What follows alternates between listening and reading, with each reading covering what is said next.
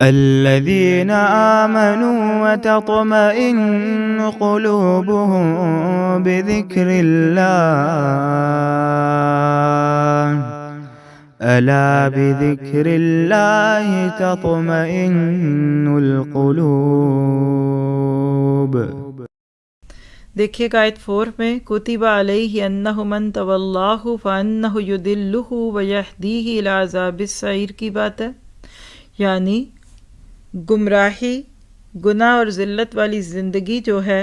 یہ دو چیزوں کا مجموعہ ہے، ایک تو سرکش شیطان کی پیروی اور دوسری آخرت میں آگ کی سزا۔ اللہ بچا کے رکھے۔ بغیر علم کے دینی تعلیمات پر اعتراض کا انجام ہے یہ، اور آج جیسے اعتراضات آپ کو گلی کوچے میں بھی دکھتے ہیں، بڑے بڑے پلیٹ فارمز پہ بھی دکھتے ہیں، بڑی بڑی اسکرینوں پہ دکھتے ہیں، بڑے بڑے اینکر اور بڑی بڑی این جی اوز بھی اسلام کے بارے میں ایسی باتیں کرتی ہیں جن کو آتا جاتا خاک نہیں، اور وہ اسلام لوگوں کو سکھانے کی کوششیں کرتے ہیں۔ کسی عورت نے کہا کہ یہ تو بڑا ظلم ہے کہ قرآن میں صرف ایک ہی جگہ پہ عورت کا ذکر ہے اور وہ سورۃ نساء ہے۔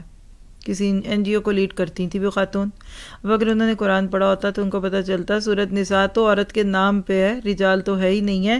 لیکن اس کے باوجود پورے قرآن میں عورتوں کے مسائل ہیں۔ تو یاد رکھیے گا بغیر علم کے بات کرنے والا سب سے پہلا تو شیطان تھا، جس نے سجدے کے حکم پر اعتراض کیا، پھر آج بھی انسانوں کو علم کے نام پہ بہکاتا ہے اور کل اپنے ساتھ جہنم میں لے جائے گا۔ اور اس سے آپ کے میرے عمل کی بات ہے کہ کٹ حجتی نہ کیجئے، بحثیں نہ کیجئے، اور اللہ تعالیٰ آپ کو مجھے صحیح ساؤنڈ نالج لے کر آگے چلنے والا بنائے۔